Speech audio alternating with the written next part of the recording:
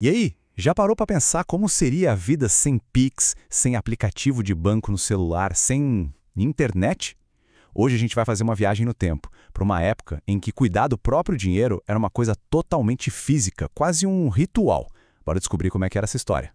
Olha, pra gente entrar no clima, pensa nisso aqui. Antes dessa nossa vida de tudo pra ontem, até uma coisa simples como ver um filme era um evento, precisava de todo um planejamento. Essa frase resume bem demais o ritmo da vida naquela época e já dá uma pista, né? A paciência era fundamental no dia a dia e com dinheiro não era diferente. Então, o nosso papo hoje vai ser o seguinte: a gente vai passar pelo mundo analógico, entender o reinado do cheque, o ritual que era pagar as contas, as idas ao banco, a mentalidade da caderneta e, por fim, os primeiros passos da revolução que mudou tudo. Então, bora lá! Bom, para começar, vamos mergulhar de cabeça nesse universo analógico. Um tempo onde tudo era na base do papel, da caneta e, claro, de muita, mas muita paciência. Hoje em dia é até difícil de imaginar, né? Mas cada coisinha que envolvia dinheiro pedia uma ação física. Uma assinatura num papel, uma ida até a agência, mandar uma carta no correio. Não tinha essa de pegar o celular e resolver em segundos. Não mesmo. Tudo, absolutamente tudo, levava tempo. E aí a gente chega no grande protagonista dessa história toda, a estrela principal por décadas, o bom e velho cheque de papel. Ele era o rei, o centro de tudo quando o assunto era o dinheiro de casa. E olha, essa frase de quem viveu aquilo diz tudo, né? Descreve perfeitamente a realidade. Cheque não era só para pagar aluguel, para coisa grande, não. Era para tudo mesmo. Pensa só, o aluguel, as contas de luz, de água, de telefone, até as compras da semana no supermercado, a prestação do carro, os seguros, impostos, era um ciclo sem fim. Chegava a conta pelo correio, a gente sentava, preenchia um cheque, botava no envelope, mandava de volta. Praticamente tudo era assim. E com essa demora toda do cheque para compensar, que levava dias, surgia uma prática, digamos, bem arriscada, mas super comum. Era o flutuar um cheque. A pessoa preenchia o cheque sem ter o dinheiro na conta na hora, contando que o salário ia cair antes do banco cobrar aquele valor. Era uma verdadeira aposta, um jogo de timing contra o próprio sistema bancário. Bom, e como é que era na prática pagar essa montanha de contas todo mês? Isso era um capítulo à parte, um verdadeiro ritual que pedia tempo e muita, mas muita organização. Pois é, era isso mesmo. O normal era separar um tempo, tipo uma noite inteira do mês, só para essa função. Era um trabalho de sentar na mesa, pegar aquela pilha de faturas de papel e começar o processo, uma por uma.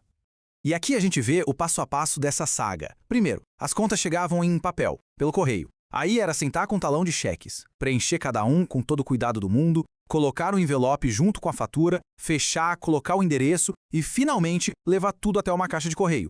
E isso para cada conta. Não tinha débito automático para salvar a gente, não. E claro, para tudo isso acontecer, tinha a famosa visita ao banco, que não era só uma obrigação, era uma parte super importante da vida das pessoas, quase um evento social. E olha só que doideira essa comparação. Antigamente, o horário do banco era super limitado. E às sextas-feiras, nossa, era o dia oficial das filas gigantescas, porque era dia de pagamento e todo mundo corria para depositar o cheque do salário. Hoje, a gente faz tudo pelo app, a qualquer hora. Antes, era falar com o gerente, que muitas vezes conhecia a gente pelo nome. Hoje, é falar com um chatbot. E esse é o ponto-chave, né? O fator humano. O gerente do banco não era só um funcionário, ele fazia parte da comunidade, conhecia as famílias.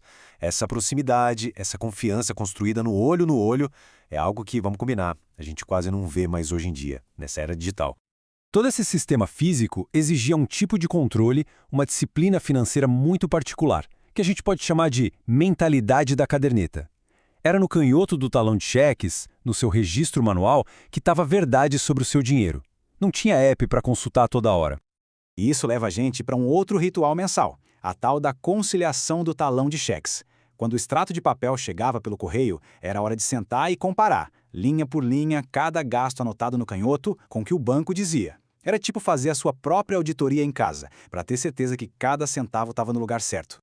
E pode parecer exagero, mas não é não. As pessoas realmente ficavam horas caçando uma diferença de um centavo que fosse.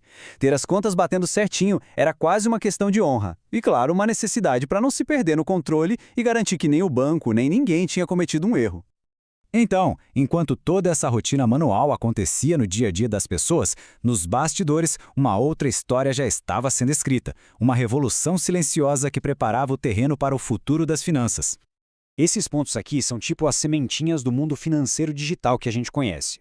Primeiro, lá nos anos 60, sistemas como o Sabre mostraram que, era possível conectar computadores que estavam longe um do outro. Depois, vieram as primeiras redes de longa distância, que são as avós da internet. E aí, nos anos 80, com os computadores pessoais se espalhando, a coisa toda começou a ganhar tração de verdade, abrindo o caminho para tudo que a gente usa hoje. E tudo isso faz a gente pensar, né? A gente ganhou uma conveniência absurda, é inegável. Mas nessa transição do papel meticuloso para o clique automático, será que a gente não perdeu alguma coisa? Aquela disciplina de anotar tudo, a consciência de cada centavo gasto, a paciência. Fica aí a reflexão.